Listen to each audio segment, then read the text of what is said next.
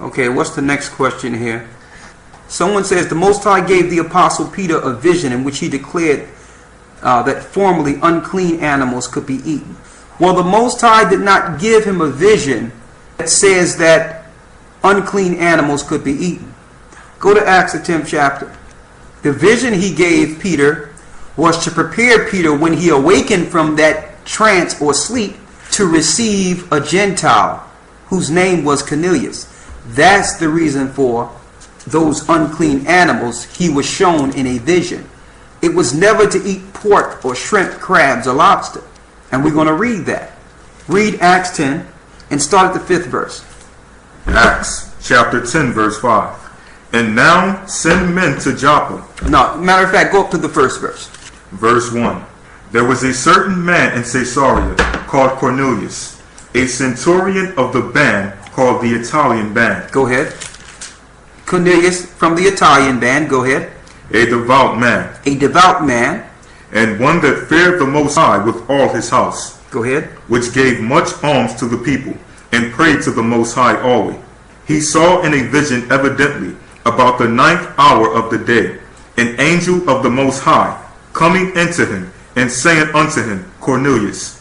When he looked on him, he was afraid, and said, What is it, Lord?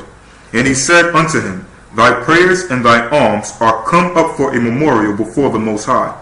And now send men to Joppa, and call for one Simon, whose surname is Peter. So the Spirit came on this Gentile, Cornelius, to go and see Peter. Peter had the keys to the kingdom of the Most High.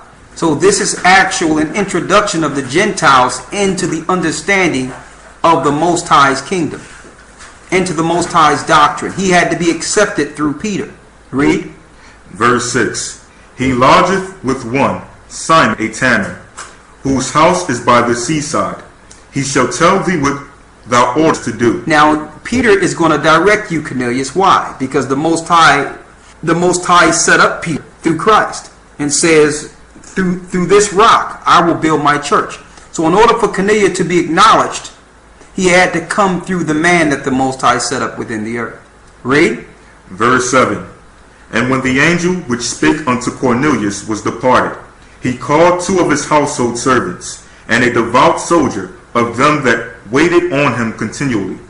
And when he had declared all these things unto him, he sent them unto Joppa. He sent them unto Joppa. Go ahead. And on the morrow, as they went on their journey, and drew nigh unto the city, Peter went up upon the house to pray about the 6th hour. So Peter went up to the house to pray about the 6th hour. Read. And he became very hungry. Go ahead. And would have eaten. He would have eaten. Go ahead. But while they made ready, he fell into a trance. So he fell into a trance. He went to sleep. Read.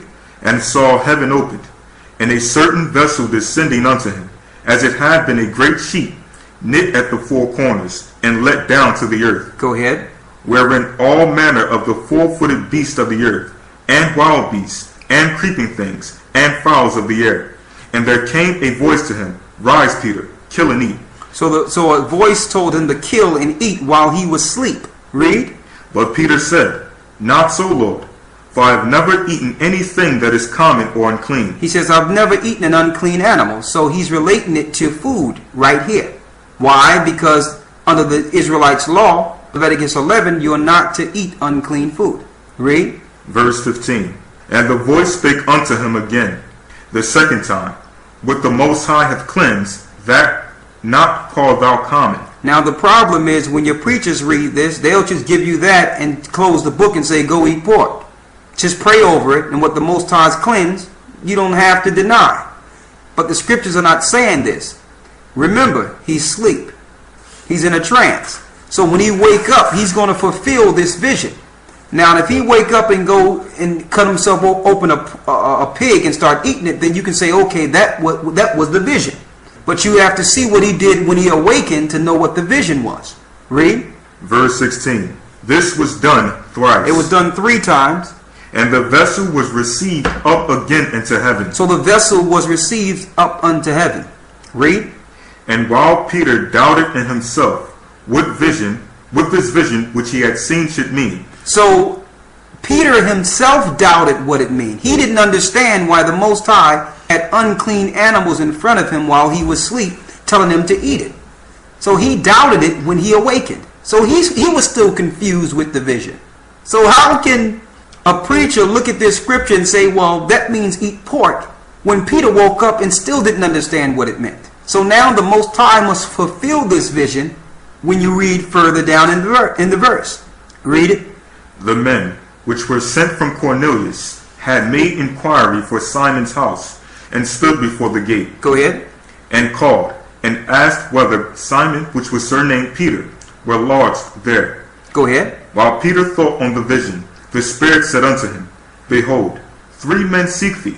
Arise therefore, and get thee down. So while he thought on the vision or the dream that the Most High gave him, a spirit came to him and said, go downstairs.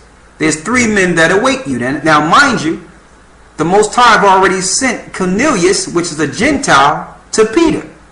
Now if the Most High would not have given Peter this vision while he was asleep, and a Gentile knocked on his door, he would have rejected that Gentile. He would have told him, get away. I'm not allowed to sit. It's not part of our custom to even sit and talk to you. Read. And go with him, doubting nothing. So he told Peter, don't doubt what's about to happen. The Most High sent someone at your door. Go down to the 28th verse to see what it's talking about. Verse 28. And he said unto them, Ye know how that it is an unlawful thing for a man that is a Jew to keep company, or come unto one of another nation. You know, as it is an unlawful thing to keep company or come to one who's of another nation. So according to the Israelites' customs, they were not to sit or eat or commune with a Gentile. But what? But the Most High have showed me that I should not call any man. Any what? Any man. Any pig? Any man. Any shrimp? Any man. Any crab? Any man. Any lobster? Any man. Any abomination? Any man. Any man what? Common or unclean. The Most High showed Peter that he cannot call any man common or unclean in the vision of the unclean animals. It had nothing to do with eating food. It had everything to do with the Israelites accepting the Gentiles that follow the true guide of the Hebrews. That's all it's talking about. This really had nothing to do with food at all. It's what the Most High used as a vehicle to get Peter to sit down and deal with Cornelius, a Gentile. So I hope you got that. So there's no place in the scripture that says you can do these things.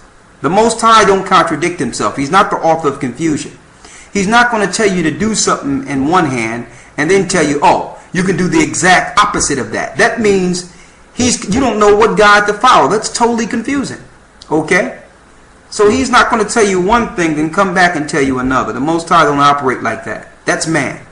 And it's ironic that once the Christians started teaching this, the pagans and the Romans, it's ironic that the Gentiles and the other people that are controlling the earth continued their heathenistic eating practices in the church. And the only people that really compromise this is the people that were supposed to be upholding the law on the dietary law. So the Gentiles who went in the church really didn't have to change. They can continue to worship on Sunday. They can continue to eat whatever they wanted to eat. So what was their change? What are they changing? You can't say they're changing their heart because they're looking at the law and their heart is the same. They're doing the same things they did before they got the truth, before they received the word. So what are they changing? If they continue to eat what they want to eat, worship when they want to worship, and do what they want to do, they're not changing anything. Okay? Okay, someone asked me that Matthew 15, 10, and 11, does it have anything to do with the dietary law? The answer to that is absolutely not. It have nothing to do with the dietary law.